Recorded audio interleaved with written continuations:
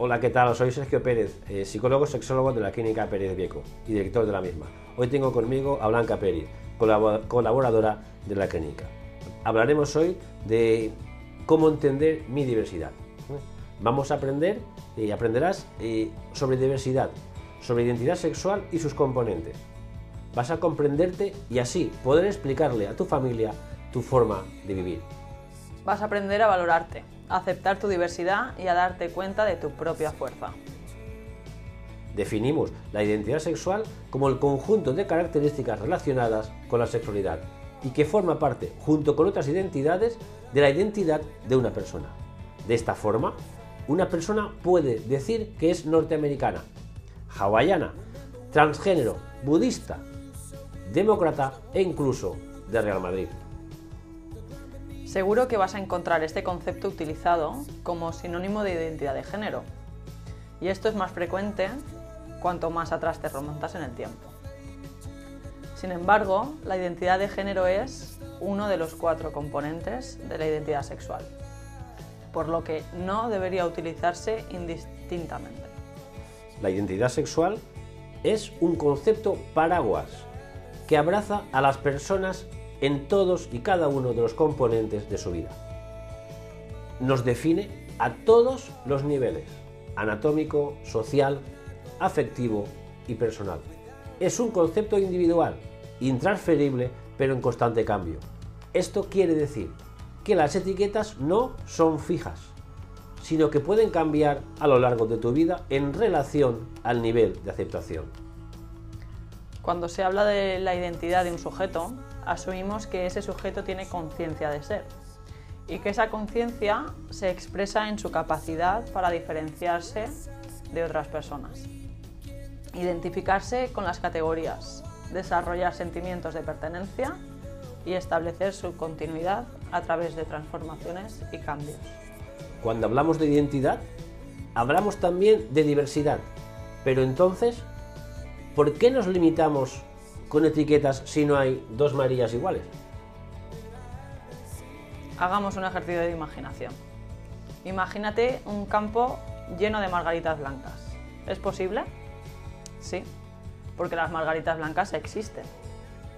Ahora imaginemos que dentro de ese campo de margaritas blancas nace una que es de color amarillo. ¿Es posible? Efectivamente, sí lo es, pero ¿es normal que en ese campo de margaritas blancas nazca una amarilla? No.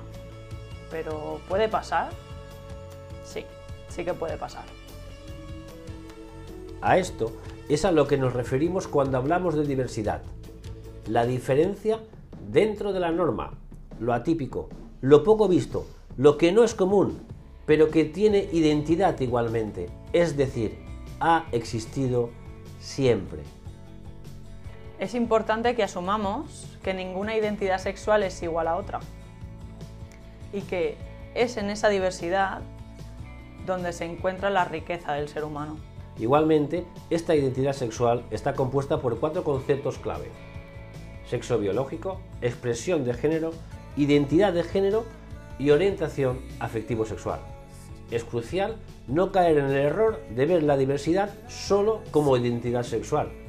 Por las personas nos diferenciamos en muchos otros aspectos, a nivel relacional, personalidad, carácter, raza y un largo etcétera.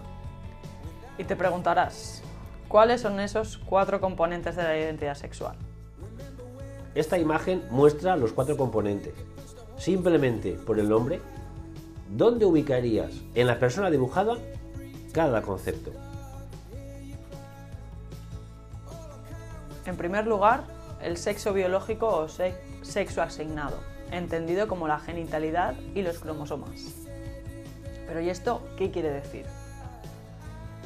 Cuando nuestra madre va al ginecólogo y le hacen una ecografía, le dicen: va usted a tener una niña. ¿En qué se está fijando ese ginecólogo? En los genitales del neonato. Es decir, nos asignan un género, con todo lo que eso conlleva, según nuestros genitales. Si el genital es una vulva, eres mujer. Y si es un pene, eres hombre. Pero ¿qué pasa cuando esos genitales no están bien definidos? Sucede lo que se denomina intersexualidad.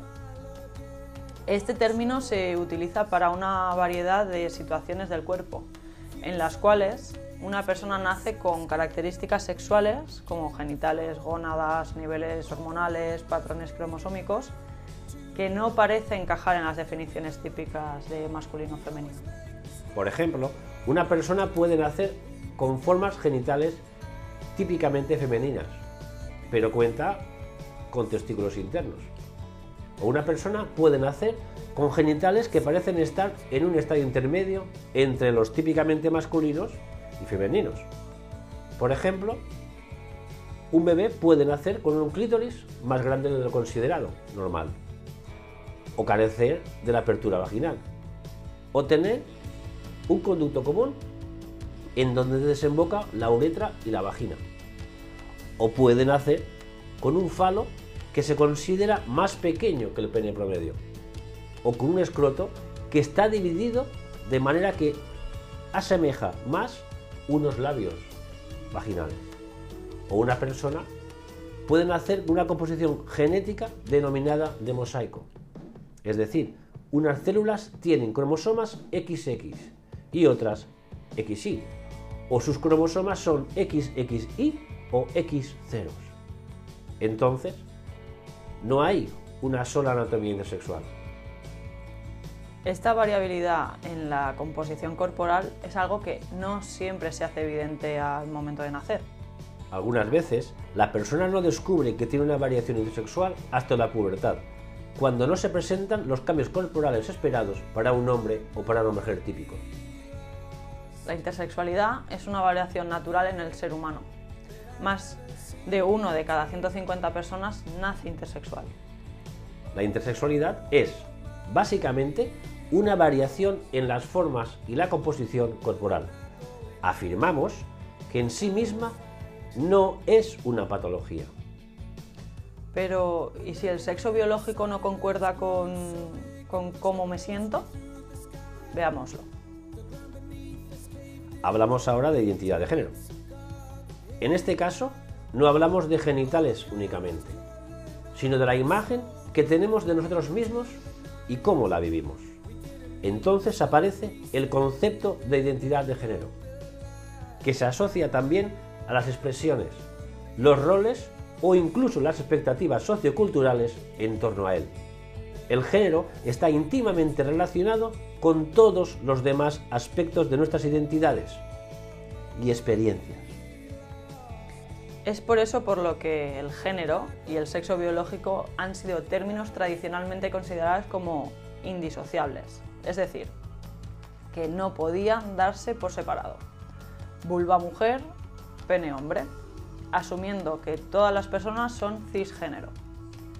El concepto cisgénero se entiende como la coincidencia entre el genital y el género asignado a él. Sin embargo, no es así. El concepto trans hace referencia a la discrepancia entre estos dos aspectos, es decir, el genital no coincide con el género que se le ha asignado. Sin prejuzgar otras acepciones sociales, el término trans ampara múltiples formas de expresión de la identidad de género, o categorías como personas transexuales, transgénero, travestis, variantes de género, queer, o personas de género diferenciado, no binarias, así como a quienes definen su género como otro o describen su identidad en sus propias palabras. La mayoría de los seres humanos desarrollan un sentido de la propia identidad de género en los primeros años de su infancia, aunque puede cambiar con el tiempo. Esta identidad puede coincidir o no con sus expresiones y roles de género, como explicaremos en el siguiente punto. La expresión de género, por norma general, es la forma en la que exteriorizas la percepción interna de tu propio yo, es decir, cómo le muestras tu identidad de género al mundo. Este concepto se refiere a las maneras de hablar, de moverse, la ropa, los zapatos que te pones, cómo nos peinamos, cómo podemos manifestar esta autopercepción a través del maquillaje o los accesorios, y a cómo interactuamos con otras personas y con el entorno. Las personas que nos rodean hacen a menudo suposiciones sobre nuestra identidad de género basadas en nuestra expresión de género, aunque éstas puedan coincidir o no. Tales suposiciones suelen basarse en estereotipos y, por tanto, en una gama muy limitada de expresiones de género, por lo que no hay forma de saber si una determinada palabra indica una identidad o una expresión para alguien, a menos que se le pregunte a esa persona. A veces, la expresión se conoce como presentación, cómo nos presentamos. De hecho, simplemente con ver cómo una persona va vestida o maquillada, se crea en nuestra mente una percepción de ella. ¿Será un chico o una chica? ¿Y si no lo sabemos diferenciar? ¿Ante qué nos encontramos? Cuando la expresión de género de una persona no se asocia a la imagen impuesta de esa dualidad masculino-femenino, hablamos de personas andróginas.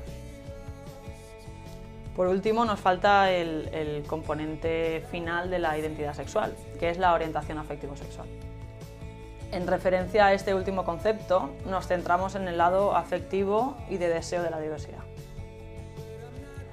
Dentro de la sociedad, como ya habrás podido comprobar, existe la norma de ser heterosexual, es decir, que tus deseos afectivos sexuales van enfocados hacia el género contrario.